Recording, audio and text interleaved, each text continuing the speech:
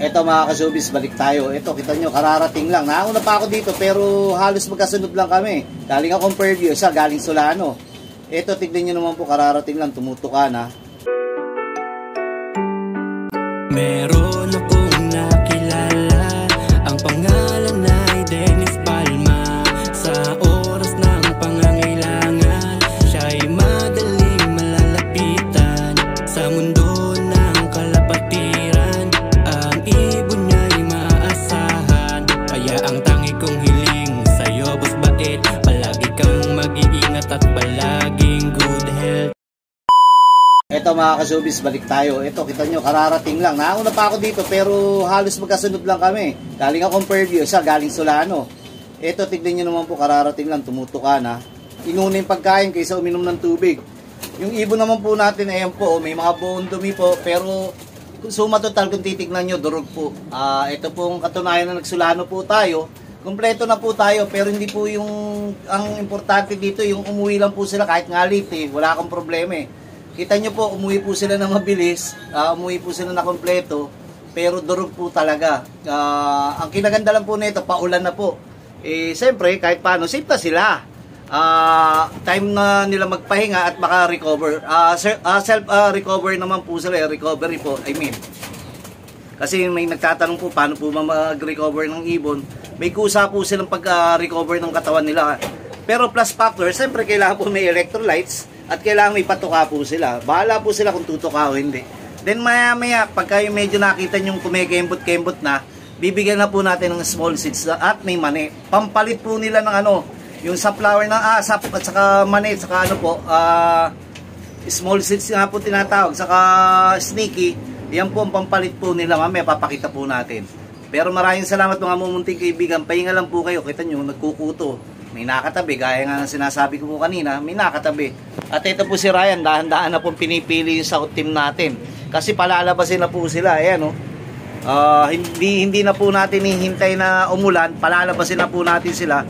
Para naman sila naman po yung lilipad. Yung isa parang may sipon, checkin natin. Eh, North team pa naman natin yung stitch natin. Dilaw ang ilong, ibig sabihin yan. May diferensya yan, kaya checkin po natin, then susunod saka natin ito. O nga pala, may pahabol tayo. Shoutout kay Lloyd Caralde. Happy birthday din sa dalawang anak mo. Yung ibon po kahapon pinatos natin. Bali, ito pong isang to. Kararating lang po nito eh. Pinatos po natin to. Single tossing, Nueva Ecija. Sabi ko nga, habol lang. Baka mamaya susunod eh, tayo naman yung nasa unahan. Baling mabagal. Ang importante, laging makakompleto. Sige po. Ito, Sir Idol. Ito na po yung ibon natin, oh. Dito po tayo ngayon sa San Antonio, Nueva Ecija. Ring number MMFC 882863. Microchips. Bibitawan po natin dito sa San Antonio, Nueva Ecija. Sir, oh. Ito po yung ibon. Papakawalan ko na. Umuwi ka!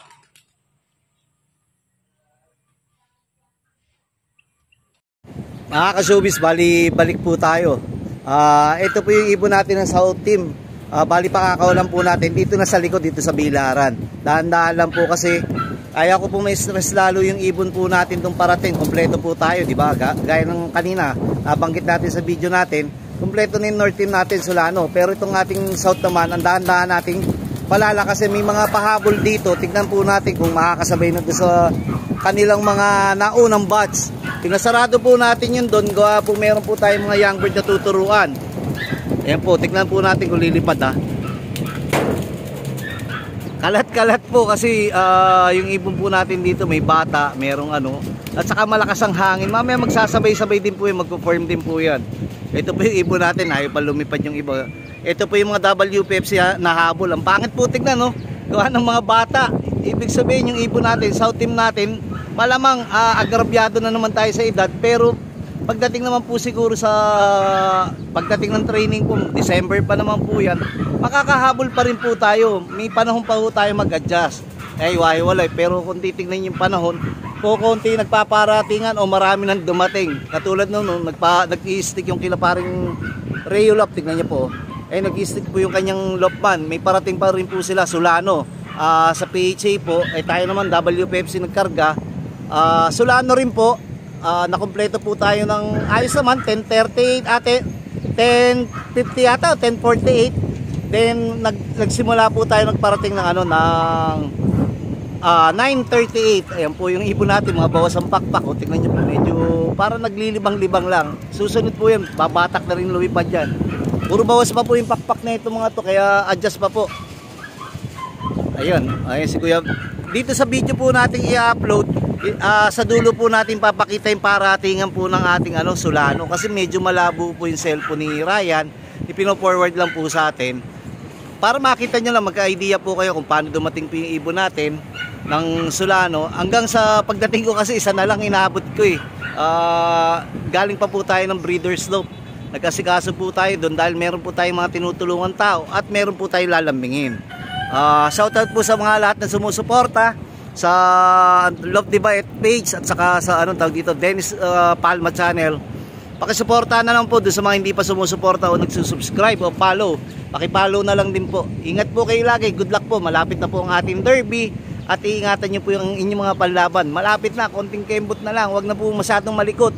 Dito po yung ito po yung 2 weeks time na pwede po kayo mag-introduce ng mga ibibigay nyo po supplement o gamot o kung ano man po maintenance na pwede nyo ibigay.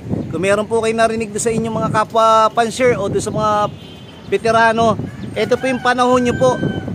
Pwede po kayo mag-introduce na po ngayon ng inyong pambigay sa inyong mga panlaban. Gawa po ng pwede po sila makapag-adjust pa sa kanilang ititake sa katawan. Kasi pwede po masira yung kanilang sistema ng katawan. Pero nandito lang sa loob nila natin, hindi pa tinotos o malayo pa yung derby, 2 weeks pa. Magagamayan po nila yung ibibigay nyo pong supplement o additional na yung tingin yung makakatulong po sa team nyo o sa ibon nyo. Sige po, mamaya po uli, nakakangalay. What's up mga ka-showbiz? Bago matapos sa ating video, ito na po sila. After 30 minutes po, nagkakainan na po uli at nagtuturo po tayo sa trapdoor, yung mga pahabol sa summer. Pero tingin ko hindi ako makapaglaro ng summer po. Mga excess young bird po ito Tapos yung mga pinahabol natin nagkasakit na south. Ito na po sila ngayon. Bibigyan na po natin sila ng tinatawag po nating gas.